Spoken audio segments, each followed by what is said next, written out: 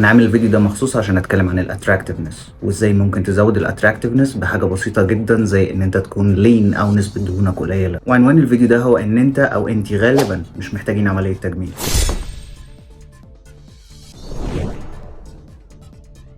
خلوني اوضح وجهه نظري اكتر عن طريق ان انا اتكلم عن مشاهير والترانسفورميشنز بتاعتهم من ناس مش اتراكتيف لناس اتراكتيف او العكس. اول مثال معانا هو اكتر مثال واضح ومشهور بالترانسفورميشنز بتاعته، كريستيان بيل. معروف عنه انه بيعمل تحولات رهيبه عشان ادواره، بيتخن جدا جدا او بينحف لدرجه مريضه علشان يجهز لدور واحد من ادواره في افلامه. فالراجل ده عمل كل حاجه ووصل لكل اشكال الجسم اللي ممكن تتخيلها تقريبا. ومجرد ما تبص عليه مثلا في فيلم فايس 2018 هتلاقي تغيير كبير جدا جدا في ملامح وشه.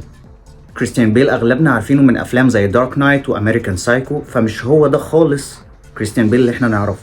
اللي يبص لشكل وشه لما بيزيد في الوزن عن لما بيكون لين يفتكرهم شخصين مختلفين، وطبعا الاتراكتيفنس بتختلف تماما. وهو تخين بتلاقي رقبته اختفت والجو لاين اختفى تماما وعظم الوش كمان اختفى تماما. وطبعا لو بصينا على الناحية التانية من النحافة لدرجة مجنونة هتلاقيه وهو رفيع جدا وشه شاحب وهزيل مش صحي ابدا. فهو انت كل ما بتنزل بنسبة الدهون شكل وشك بيتحسن فعلا، لكن مش في المطلق يعني.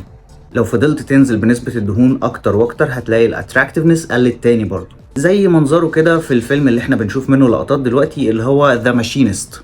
فهو بالنسبة له السويت سبوت هتلاقيها في امريكان سايكو او باتمان، كان لين لدرجة هيلثي. فكرة ان نمط اكلك الصحي او اللايف ستايل بتاعك الصحي مش بس هيحدد شكل جسمك قد ايه متناسق، ده كمان هيحدد قد ايه انت اتراكتيف. ودي فكرة واضحة جدا بس محدش واخد باله منها، وانا شايفها underrated جدا جدا. والمثال التاني عندنا اديل، هي قمر في كل الاحوال وطبعا كوكب الغرب وكل حاجة، you can't deny ان هي اتراكتيف. ولكن هي حاليا الاتراكتيفنس بتاعتها زادت عن الاول وملامحها ظهرت اكتر بكتير. مش حابب اتكلم كتير في الموضوع ده عشان ما تكنسلش، بس غالبا انت فاهم قصدي. والمثال الثالث معانا هو ماثيو ماكونهي. برضو الراجل ده عمل تغييرات كتير في شكله على مدار السنين بحسب ادواره اللي بيشارك فيها، والفيزيك بتاعه كويس في اغلب الوقت.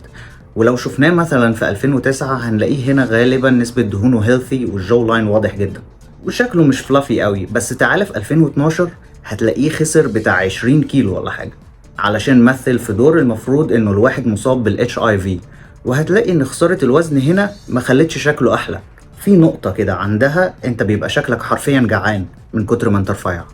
ولو بصينا هنا في 2014 هنلاقيه رجع لنسبة الدهون الهيلثي بتاعته وعمل شوية عضلات وعظم الوجه ابتدى يبان والجو لاين ابتدى يبان وشكله هيلثي اكتر بكتير.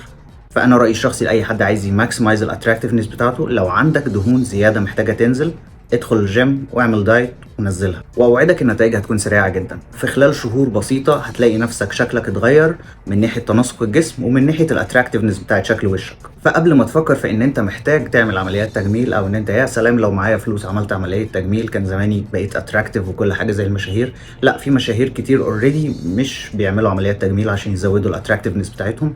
وفي ناس كتير قوي ما تعرفش قد ايه في اتراكتيفنس مستخبيه تحت طبقات الدهون بتاعتها.